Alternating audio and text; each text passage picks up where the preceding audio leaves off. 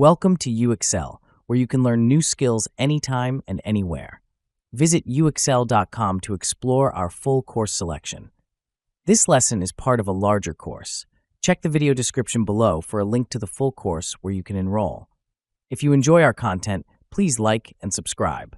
For your convenience, the course cover displayed on your screen provides the complete course title and lesson title. Let's proceed with the lesson. Lesson: Designing User-Centric Privacy Features. Designing user-centric privacy features in the digital age requires a nuanced understanding of both technological capabilities and the intricacies of user experience. The goal is to ensure that privacy is not only maintained, but also enhanced as a fundamental part of the user experience. Privacy by design and by default is a framework that emphasizes the integration of privacy into the design and operation of IT systems, networked infrastructure, and business practices. This approach has been recognized as a critical component in managing privacy effectively and responsibly. At the heart of user-centric privacy is the principle of empowering users with control over their personal information. This requires a shift from the traditional approach of data collection and use, where organizations primarily focus on compliance, to a more proactive stance that prioritizes the user's needs and autonomy. One practical tool to achieve this is Privacy Impact Assessments, which help organizations identify and mitigate privacy risks during the development of new products or services. By conducting a PIA, organizations can determine the necessity of data collection and assess whether their practices align with user expectations and legal requirements. A significant framework that guides the design of user-centric privacy features is the Fair Information Practice Principles. These principles advocate for transparency, user access, data integrity, and accountability, forming the basis for many privacy regulations worldwide, including the GDPR. By integrating FIPS into the development process, designers can create systems that respect user privacy from the ground up. For instance, transparency can be achieved through clear and concise privacy notices that inform users about data collection practices and their rights.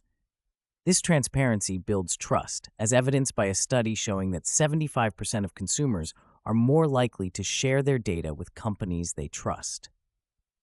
One actionable insight in designing user-centric privacy features is the implementation of data minimization and purpose specification.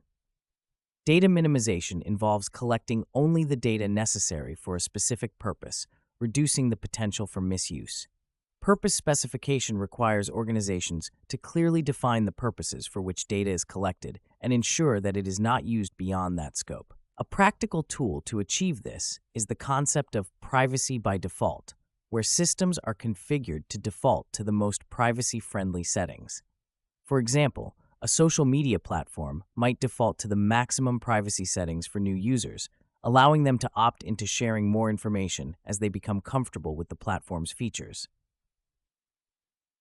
Incorporating privacy into the user interface and experience design is another critical aspect.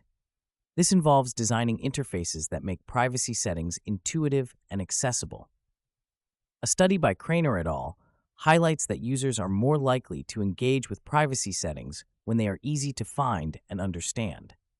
An example of this in practice is Apple's deployment of privacy nutrition labels in its App Store, which provides users with a summary of an app's privacy practices, enabling informed decisions.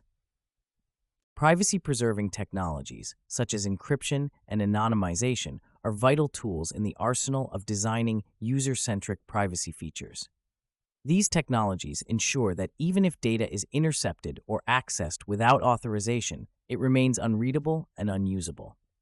End-to-end encryption, for example, has become a standard practice in messaging apps, ensuring that only the communicating users can read the messages, not even the service provider.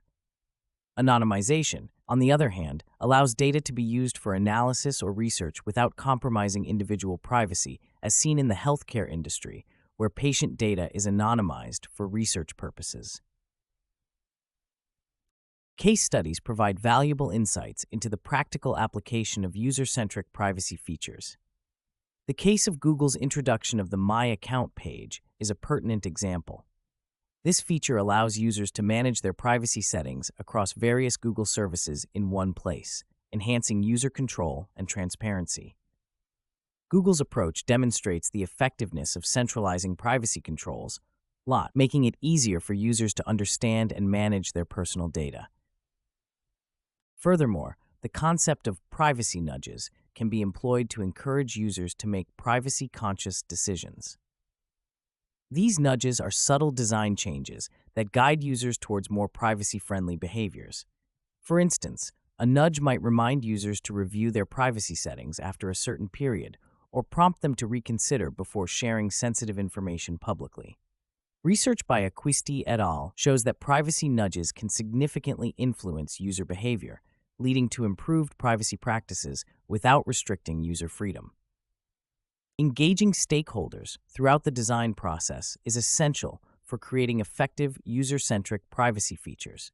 This includes involving privacy experts, legal advisors, and end users in the development process to ensure that diverse perspectives are considered. User testing and feedback loops are critical in understanding how users interact with privacy features and identifying areas for improvement. Iterative testing allows designers to refine features based on real-world usage, ensuring that they meet user needs and expectations. The implementation of user-centric privacy features also requires ongoing monitoring and adaptation to emerging threats and user expectations. Privacy is not static, and organizations must remain vigilant to changes in technology, regulation, and user behavior. Regular audits and updates to privacy features ensure that they remain effective and relevant. For example, the introduction of biometric authentication methods, such as fingerprint scanning and facial recognition, has required organizations to adapt their privacy features to address new security and privacy concerns. Ultimately, designing user-centric privacy features is a dynamic and iterative process that requires a commitment to continuous improvement and user engagement. By prioritizing user control, transparency, and trust, organizations can create systems that not only comply with legal requirements, but also enhance the overall user experience. This approach not only mitigates privacy risks, but also fosters a positive relationship with users, leading to increased loyalty and satisfaction. In conclusion, the integration of user-centric privacy features into the design and development of products and services is crucial in today's digital landscape. By leveraging tools such as Privacy Impact Assessments, adhering to frameworks like the Fair Information Practice Principles, and employing privacy-preserving technologies, organizations can create systems that respect and protect user privacy. Through case studies and real-world examples, we see the tangible benefits of prioritizing user-centric privacy, from increased user trust to compliance with regulatory standards. As privacy continues to evolve, organizations must remain proactive and adaptive, ensuring that their privacy features meet the ever-changing needs and expectations of their users. This concludes the lesson. We trust you found this video informative and engaging. To enroll in the complete course, please use the link provided in the description below. At UXL, we are committed to your learning journey. Each course offers a certificate of completion, online support, and downloadable resource files to enhance your experience. If you found our content valuable, we invite you to like this video and subscribe to our channel. Thank you for joining us, and we look forward to supporting your continued pursuit of knowledge.